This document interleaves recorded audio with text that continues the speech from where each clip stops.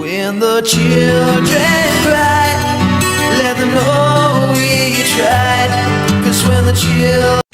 In a time when the world was dancing to hair metal anthems and living the American dream, one band dared to whisper a cry for the future, a song born from pain, loss, and a dream of peace. This is the heartbreaking truth behind White Lions' When the Children Cry. Stay tuned, because this story will change the way you hear this classic forever. Welcome back to Rock Fame Diaries, where we dive deep into the real stories behind the music that shaped generations. Today, we're uncovering the tragic, emotional roots behind one of glam metal's most surprising and timeless ballads, When the Children Cry, by White Lion.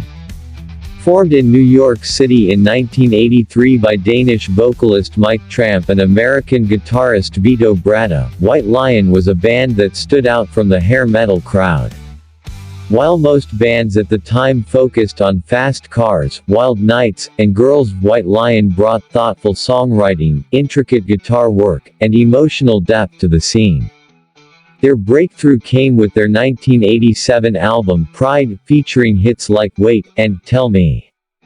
But it was the unexpected third single, When the Children Cry, that would etch their name into rock history. The story behind When the Children Cry. The seed for When the Children Cry was planted in 1985, in the shadow of the devastating African famine that inspired Live Aid and global charity efforts like We Are the World.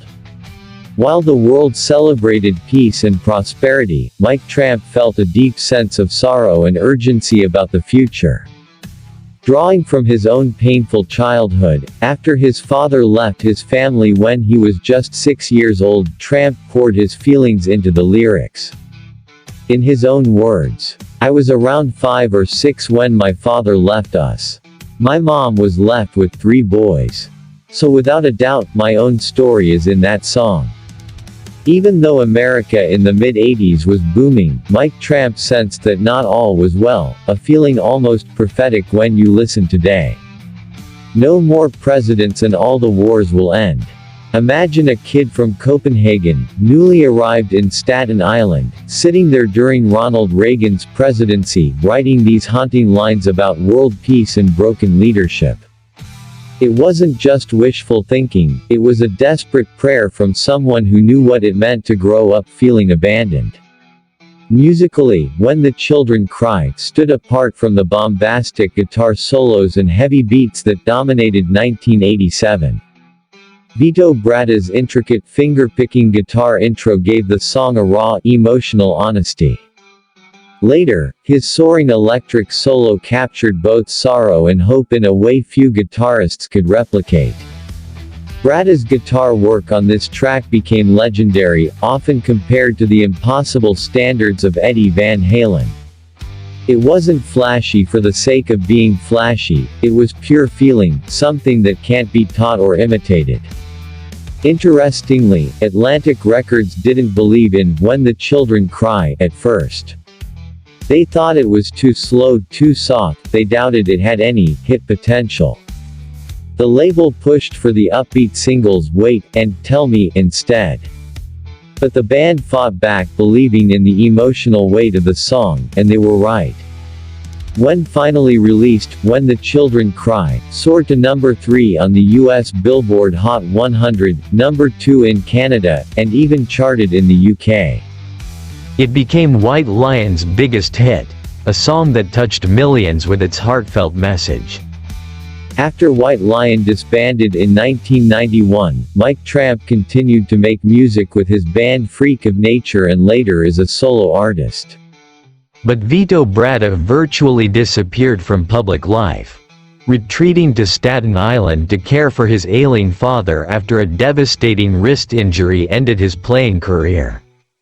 Despite brief tensions over the White Lion name, Tramp and Bratta eventually found peace, though a full reunion never materialized.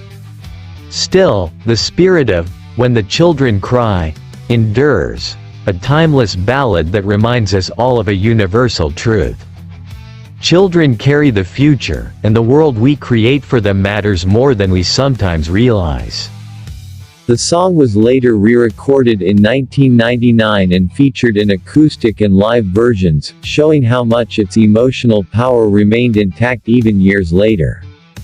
When the Children Cry isn't just another 80s power ballad, it's a cry for a better world whispered through broken hearts and hopeful dreams. Thank you for joining me on this emotional journey here at Rock Fame Diaries.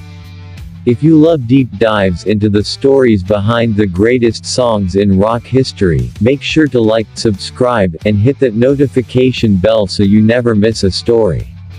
Until next time, keep rocking, and keep the stories alive. God bless.